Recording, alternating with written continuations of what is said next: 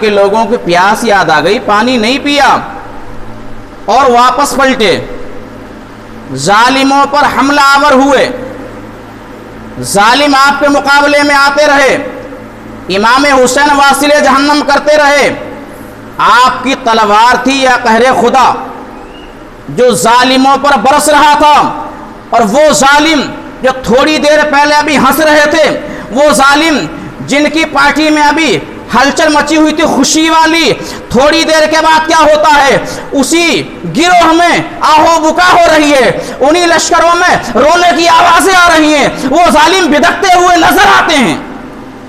عمر ساتھ پکار کے کہتا ہے ارے تمہاری غیرت کہاں غارت ہو گئی ہے، اے یزید کے نمک کھانے والو، آج تمہاری ہمت کہاں چلی گئی ہے، آج تمہاری بہادری کہاں چلی گئی ہے، ارے اتنے ہونے کے بعد بھی علی کے ایک بیٹے پر کامیاب نہیں ہو پا رہے ہو، مل کے مقابلہ کرو، ہمت سے کام لو، حسین کو شہید کر دو، لیکن حسین کی تلوار کے سامنے آنے کو کوئی تیار ہی کہاں ہے۔ حسین اعظم کی تلوار دیکھنے کے بعد تو ظالم پریشان ہیں، تلوار چل رہی ہے، مگر جب عمر سعد نے یہ دیکھا کہ حسین جو ہے وہ ہمارے قبضے کا نہیں ہے تو چال چلی، اس نے کہا تھوڑا سا فوجی دستہ جاؤ اور جانے کے بعد حسین کے خیمے میں آگ لگا دو تاکہ پردے والی بیویاں باہر آ جائیں۔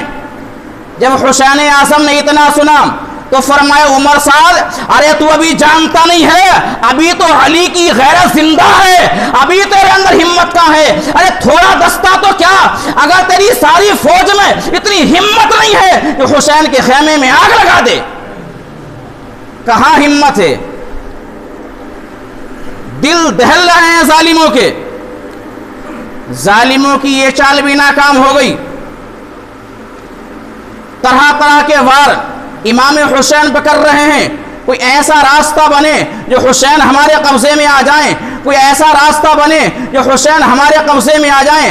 تاریخ بتاتی ہے کہ ایک ظالم نے اذان پڑھنا شروع کر دی، یعنی اذان پڑھنا شروع کر دی ایک ظالم نے، جب حسین نے اذان کی آواز سنی تو رک گئے۔ ظالم جانتے تھے کہ جب اذان کی آواز آئے گی تو یہ ٹھہر جائیں گے۔ حسین جب رکے، ظالموں نے آپ پر حملہ کیا، آپ پر تیروں کی بارش کی، امام حسین رضی اللہ تعالیٰ عنہ زخموں سے چور ہو گئے، زمین پہ آنے والے ہیں امام حسین۔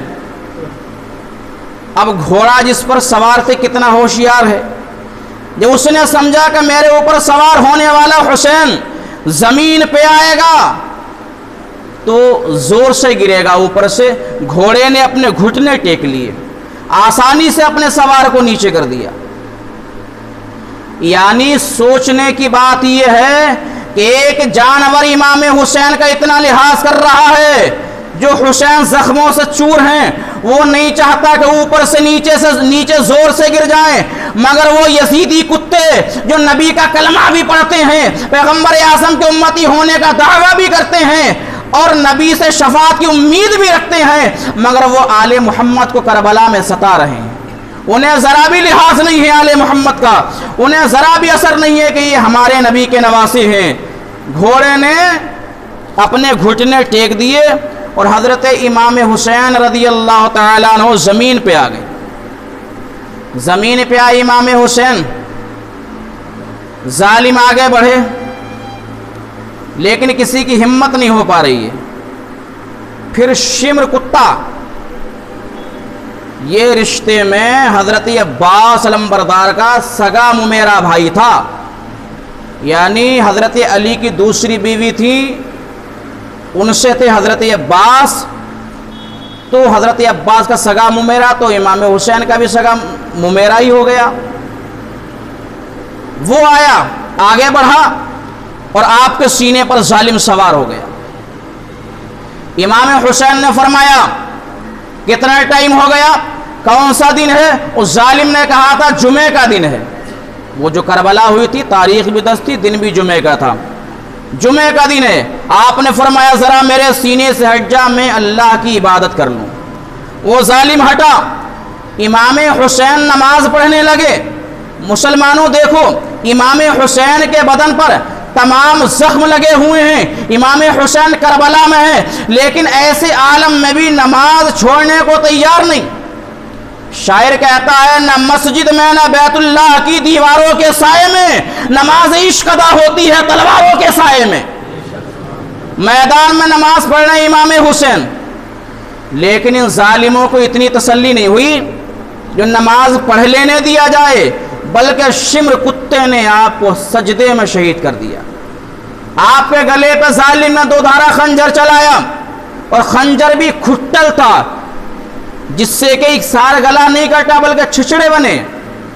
ظالم نے کھٹل خنجر سے امام حسین کو شہید کیا۔ شاعر کہتا ہے شمر کا خنجر گلوئے خشک پر چلتا رہا، شمر کا خنجر گلوئے خشک پر چلتا رہا، شمع حق روشن رہی، حق کا دیا جلتا رہا۔ امام حسین رضی اللہ تعالیٰ عنہ سجدے میں شہید ہو گئے۔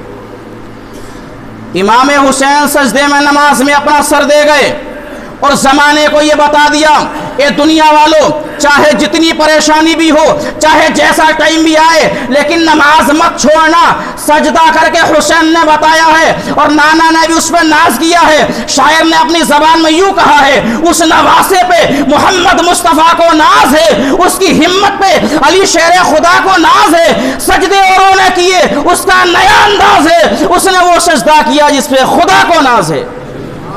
حسین اعظم نے کربلا میں ایسا سجدہ کیا کہ اس کی مثال صبح قیامت تک دوستوں مل نہیں سکتی۔ امام حسین رضی اللہ تعالیٰ عنہ کی شہادت ہوئی، زمین رو رہی ہے، آسمان رو رہا ہے، حور و غلمان رو رہے ہیں، اور آسمان سے 6 مہینے تک خون ٹپکا آسمان کے کناروں سے۔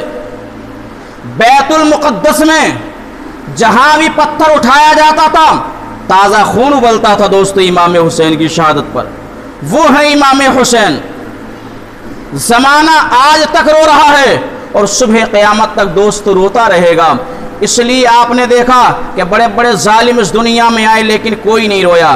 فرعون دنیا سے چلا گیا، اس کے مرنے پر کوئی نہیں رویا۔ نمرود دنیا سے گیا، اس کے مرنے پر کوئی نہیں رویا۔ شداد دنیا سے گیا، اس کے مرنے پر کوئی نہیں رویا۔ ابو جہل ابو لہب دنیا سے گیا، اس کے مرنے پر کوئی نہیں رویا، مگر حسین اعظم نہر فرات پر شہید ہونے والا مظلوم سید، وہ جب شہید ہوا ہے زمانہ رویا ہے، کائنات روئی ہے، آج تک زمانہ روتا ہے، صبح قیامت تک زمانہ روتا رہے گا۔ اس لیے کہ اس نے اپنا سب کچھ اسلام کے لیے دے دیا۔ کسی شاعر نے کہا ہے گھر بار اپنا لوٹا گئے کہ بہار دی صدا رہے، نہ جمع جو رنگ بہار سے تو لہو بھی اپنا ملا دیا۔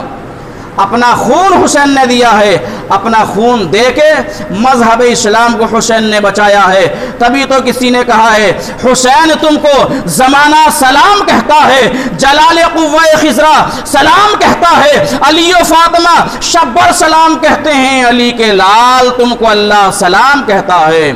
اللہ کا قرآن فرماتا ہے وَلَا تَقُولُوا لِمَنْ يُقْتَلُوا فِي سَبِيلِ اللَّهِ أَمْوَاتٌ بَلْ أَحْيَاءٌ وَلَكِنْ لَا تَشْعُرُونَ۔